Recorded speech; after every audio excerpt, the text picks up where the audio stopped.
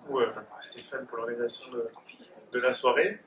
Donc c'est avec plaisir que je travaille depuis quelques mois avec Stéphane. Donc il m'a demandé en arrivant de travailler sur les protocoles de rééducation après chirurgie de cheville, en me disant voilà, il faut que tu nous fasses un protocole de rééducation après chirurgie ligamentaire de la cheville. Moi j'ai pas une grosse expérience de ce type de chirurgie, donc je suis allé le voir au bloc et puis on a discuté des différents types de chirurgie. Et, enfin, vous avez bien compris qu'il y a déjà deux types complètement différents avec le post-Gould de fixation qui pourrait un peu s'apparenter un petit peu à la chirurgie de coiffe, et la vraie ligamentoplastie où on raisonnerait plus sur une ligamentoplastie type genou avec peut-être ligaменtisation, etc., etc. Et tu me dis de faire un protocole, mais dans un, on peut reprendre le bout de 3 mois, mais l'autre, pas avant 6 mois, parce qu'il faut se rapprocher de la ligamentoplastie. Déjà, il y avait... c'était pas possible de faire qu'un, donc dans les négociations entre chirurgiens, médecins, rééducateurs, on s'est arrangé.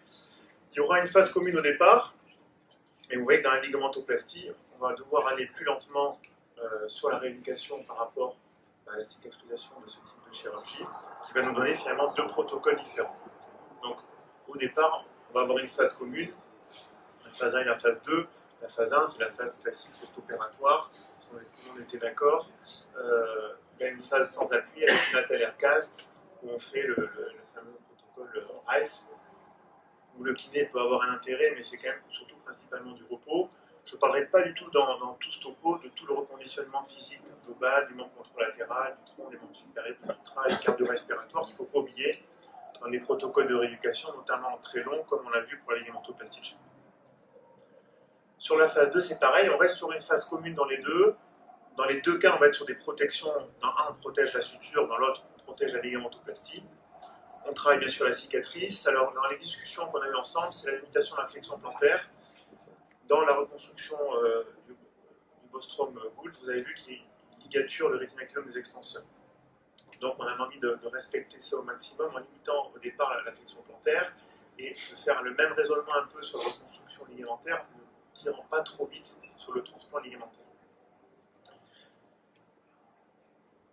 Donc cette phase 2, qui a un objectif commun, c'est récupérer en fait un appui complet encore avec la telle. Je vous ai mis une petite image. On part de la cheville, mais ne pas oublier le médio-pied et l'avant-pied à mobiliser. Et là, on peut par exemple travailler déjà les intrinsèques du pied, juste en demandant au patient de griffer le drap ou un exercice comme ça, il griffe les orteils. On travaille déjà toute la musculature du pied sans mettre en péril la cheville. Donc là, on va devoir, à partir de cette phase 2, différencier les protocoles. Puisque vous voyez qu'on est déjà à 45 jours, à 6 semaines donc, et que dans le Bostrom Gould, selon le chirurgien, donc selon Stéphane, à 3 mois, il faut qu'il reprenne l'activité sportive. Donc là, il va falloir accélérer. Donc sur ces 3 semaines là qui nous restent, sur cette phase 3, là, on la constitue en 3 semaines. Il va falloir récupérer toutes les amplitudes articulaires passives. Je vous rappelais que sur les phases d'avant, on se limitait en flexion plantaire, flexion plantaire, on ne voyait pas encore d'éversion inversion, donc ça, il va falloir tout récupérer. La force musculaire, sur ces 3 semaines, surtout si on prépare la reprise sportive, il va falloir entamer un travail proprioceptif. Donc on sait que pour avoir un très bon travail proprioceptif, il faut avoir une bonne force excentrique. Donc on attaque rapidement la phase concentrique et excentrique, à la fois les fibulaires et les inversions de cheville. Et puis on attaque aussi la proprioception. Il faut bien sûr faire progressivement sur des phases d'abord assises, puis on est sur un travail après déversion et version assise. On travaille toujours d'abord en bipodal, le yeux ouverts, yeux fermés, puis en unipodal, tout d'abord plan stable. Alors ça c'était juste pour vous montrer des petites mobilisations qu'on peut faire à partir de cette phase. Dans la soutalienne pour travailler, et puis dans la talocrurale aussi, déjà pour travailler déversion-inversion. Et en proprioception, en unipodal sur plan stable, donc ça va être la dernière phase de cette phase 3 dans le Bostrom Gould.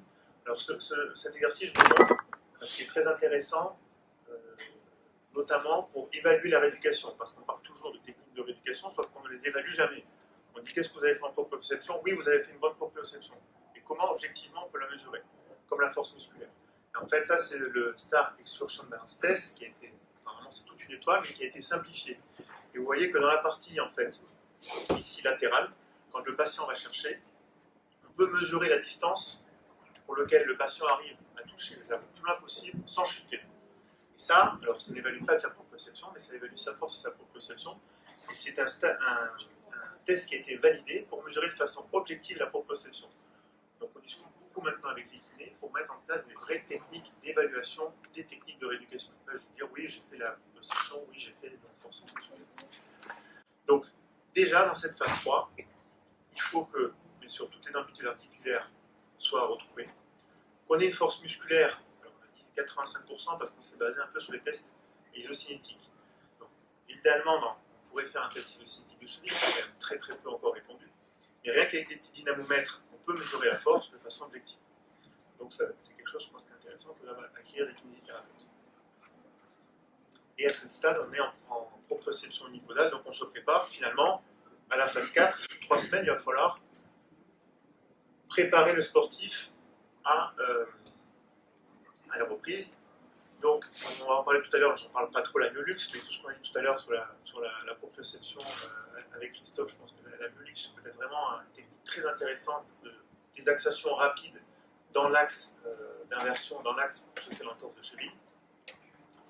La proprioception, une fois qu'on est en unipodal sur plan stable, on passe en unipodal sur plan instable, et le travail des sauts. Elles sont à l'envers au départ, et elles sont à l'endroit, je crois, au final. Donc ça, c'est Pierre qui est dans la salle qui nous montre des techniques, vous voyez, où on se rapproche petit à petit du terrain. Il y en avait une autre, mais on est un petit peu pressé par le temps.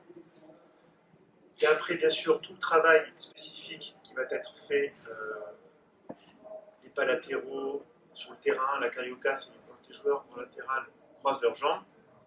Et puis, il va tout falloir, sur les 2 dernières semaines, débuter déjà le spécifique du sport. Donc là, sur le foot, on va toujours parler de la même chose. Donc, les 2 balles, passe, appui et frappe. Et ce qui est très important, donc, à la fin de cette phase, puisqu'on se rapproche justement de la phase terrain, on est à 3 mois. Bien sûr, il faut que les sensations du joueur soient très importantes. Pas de douleur, pas de sensation d'instabilité. Les tests de force, il faut qu'on sache au niveau de la force musculaire combien elle est, mais surtout évaluer la rééducation.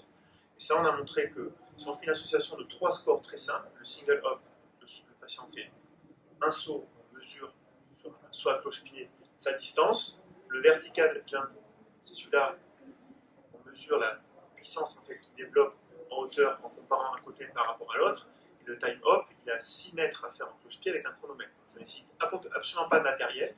On sait que ces 3 tests associés ont une très bonne évaluation globale de la cheville.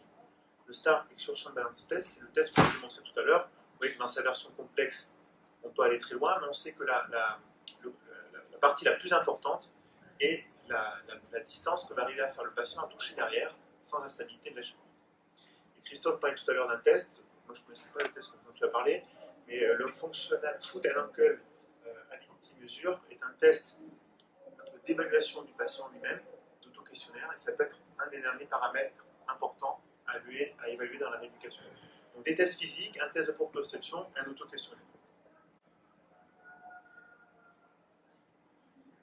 Maintenant qu'on a vu pour le Bostrom Group la construction, la ligamentoplastie, en fait la différence c'est que les phases vont être tout simplement un petit peu plus longues. Je vais aller assez vite.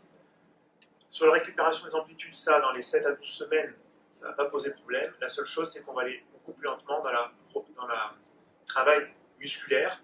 Les éverseurs, on va aller contraction concentrique, on ne va pas aller très très vite en excentrique pour ne pas aller trop vite en inversion et tirer sur la ligamentoplastie. Les inverseurs, c'est pareil, on va les travailler en contraction statique, puisque si on les travaille en concentrique, on va aller très vite aussi en inversion. Et la proprioception, vous voyez qu'on est beaucoup plus lent, on commence par du assis sur ballon et en bipodal. Donc on est déjà quand même à 12 semaines, au Bostrom Group, on est déjà à la reprise, et vous voyez que là on en est très loin encore. Et ça, c'était une discussion avec le chirurgien. Donc, du coup, les objectifs sont beaucoup plus réduits, symétrie à la marche seulement à 3 mois. La phase d'après, en fait, c'est l'attaque de l'excentrique. On peut travailler, vous voyez comment on voyait en haut avec des élastiques. On travaille la proprioception en unipodal sur plan stable, le travail des sauts. Donc là, l'objectif de cette phase, c'est l'appui unipodal stable. Et enfin, sur la dernière phase, qui va être la phase de rathétisation, qui est bien sûr une des phases cruciales, ça se rapproche en fait de la phase de tout à l'heure, avec bien sûr la poursuite du travail de renforcement musculaire, et le travail unipodal sur plein stable. Alors moi j'aime beaucoup les exercices, mais il y en a pas où on associe à la fois la stabilité de la cheville, et on travaille autre chose, on prend un travail du supérieur avec le medicine ball, où en fait le patient n'est plus concentré sur sa cheville, on travaille tout ce qui est inconscient, parce que la proprioception bien sûr, il y a beaucoup de choses inconscientes, ou avec des élastiques.